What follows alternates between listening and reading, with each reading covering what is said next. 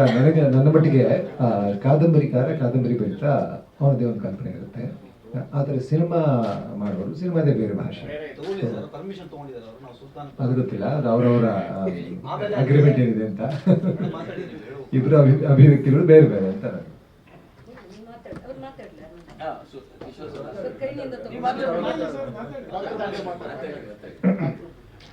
ಇಲ್ಲ, ಖುಷಿ ಆಯಿತು. ನನಗಿದು ಒಂದು ಹೆಣ್ಣು ಹೋರಾಟದ ಕಥೆ ಕಾಣಿಸ್ತಾ ಇದೆ. ಹೆಣ್ಣನ್ನು ಕೇಂದ್ರವಾಗಿ ಇಟ್ಕೊಂಡು ಮಾಡ್ತಾ ಇರೋ ಸಿನಿಮಾಗಳು ತುಂಬ ಕಡಿಮೆ ಆಗ್ತಾ ಇರೋಂಥ ಕಾಲದಲ್ಲಿ ಇದರಲ್ಲಿ ಇತಿಹಾಸ ಒಂದಷ್ಟು, ಅದರಲ್ಲಿ ಕಾಲ್ಪನಿಕ ಇತಿಹಾಸ ಒಂದಷ್ಟು, ಜೊತೆಗೆ ಸಮಾಜದ ಸುಮಾರು ವಿಷಯಗಳನ್ನ ಇಟ್ಕೊಂಡು ಜಾತೀಯತೆ, ಜಾತಿಯ ಭೇದ, ಅದಲ್ಲದೆ ಪುರುಷ ಪ್ರಧಾನ ಸಮಾಜದಲ್ಲಿ ಹೆಣ್ಣಿನ ಮೇಲೆ ನಡೆಯುವ ದೌರ್ಜನ್ಯ, ಕೊನೆಯಲ್ಲಿ ಅವಳು ಹೇಳೋ ಮಾತು ತುಂಬ ಪ್ರಸ್ತುತ ಅನ್ನಿಸ್ತು.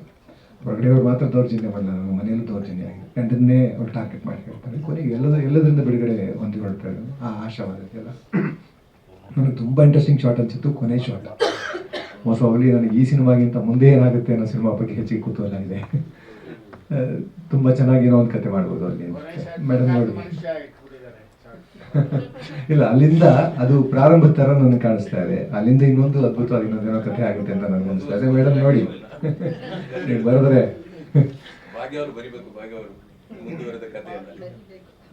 ಸೊ ರಾಮಕೃಷ್ಣ ಸರ್ ಅವರ ಅನುಭವ, ತುಂಬ ಅದ್ಭುತವಾದಂಥ ಪ್ರತಿಭೆ ಇವೆಲ್ಲವೂ ಸೇರಿ ಒಂದು ಉತ್ತಮವಾದ ಚಿತ್ರ ಆಗಿದೆ. ಇವತ್ತು ಒಳಗಡೆ ಬರ್ತಾ ಅಲ್ಲಿ ಎದುರುಗಡೆ ಸ್ಕೂಲ್ ಮಕ್ಕಳು ಬಂದು ಕಾಂತಾರ ನೋಡಿದ್ದಾರೆ ಅನ್ಸುತ್ತೆ, ಮಾತಾಡ್ತಾ ಇದ್ರು. ನನಗದೇ ಅನ್ನಿಸ್ತು, ಇವರೇ ನಮ್ಮ ಮುಂದಿನ ಪ್ರೇಕ್ಷಕರಲ್ಲ, ಇವರಿಗೆ ನಾವು ಯಾವ ಥರದ ಸಿನಿಮಾ ಕೊಡ್ತಾ ಇದೀವಿ ಅನ್ನೋದ್ರ ಬಗ್ಗೆ ತುಂಬ ಜವಾಬ್ದಾರಿಯುತವಾಗಿರಬೇಕಾಗತ್ತೆ. ಸೊ ಆ ಥರದ ಒಂದು ಸಿನಿಮಾ ಇದು ಅಂತ ನನಗೆ ಅನಿಸ್ತು. ತುಂಬ ಉತ್ತಮ ಮೌಲ್ಯಗಳ ಬಗ್ಗೆ ಮಾತಾಡುವಂಥದ್ದು ಇದೆ. ಅಂದರೆ ಅದು ಪೀರಿಯಡಲ್ಲಿ ಸೆಟ್ ಆಗಿದೆ. ಹಿಂದಿನ ಆ ಕಾಲದಲ್ಲಿ ಇದ್ದಂಥ ಒಂದು ಮನೆಯ ವ್ಯವಸ್ಥೆ, ಸಂಸಾರದ ವ್ಯವಸ್ಥೆ, ಅಲ್ಲಿದ್ದ ಹೈರಾರ್ಕಿ, ಅಲ್ಲಿ ಹೆಣ್ಣನ್ನು ಹೇಗೆ ನಡೆಸ್ಕೊತಾ ಇದ್ರು, ಹೆಣ್ಣಿನ ಕಥೆ ಏನಿದೆ, ಹೆಣ್ಣನ್ನು ಹೇಗೆ ನಡೆಸ್ಕೊತಾ ಇದ್ರು, ಇವೆಲ್ಲವನ್ನ ಹೇಳ್ತಾ ಅವಳು ಅದರ ವಿರುದ್ಧ ಹೆಚ್ಚು ಕಡಿಮೆ ಮೌನವಾಗಿ ತಿರುಗಿ ಬಿದ್ದಿದ್ದಾಳೆ.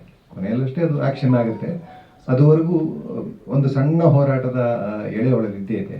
ಸೊ ಇದನ್ನು ನಾವು ನಮ್ಮ ಹೆಣ್ಣು ಮಕ್ಕಳಲ್ಲಿ ನಾವು ತರಲಿಕ್ಕೆ ಸಾಧ್ಯ ಆದರೆ, ಈ ಬಂಡಾಯ ಅಂದರೆ ದೌರ್ಜನ್ಯದ ವಿರುದ್ಧ, ತುಳಿತದ ವಿರುದ್ಧದ ಬಂಡಾಯವನ್ನು ತರಲಿಕ್ಕೆ ಸಾಧ್ಯ ಆದರೆ, ಈ ಸಿನಿಮಾ ಆ ಥರದ ಒಂದು ಬೀಜವನ್ನು ನಮ್ಮ ಹೆಣ್ಣು ಮಕ್ಕಳಲ್ಲಿ ಮನಸ್ಸಿನಲ್ಲಿ ಬಿತ್ತೋದಕ್ಕೆ ಸಾಧ್ಯ ಆದರೆ ಸಾರ್ಥಕ ಅಂತ ನನಗನ್ಸುತ್ತೆ. ಇದ್ರ ಮುಂದಿನ ಕಥೆ ನಾನು ನೋಡಬೇಕು, ಅದು ಸಿನಿಮಾದಲ್ಲಿ ಕೂಡ ನಮ್ಮ ಪ್ರೇಕ್ಷಕರಲ್ಲಿ ಕೂಡ.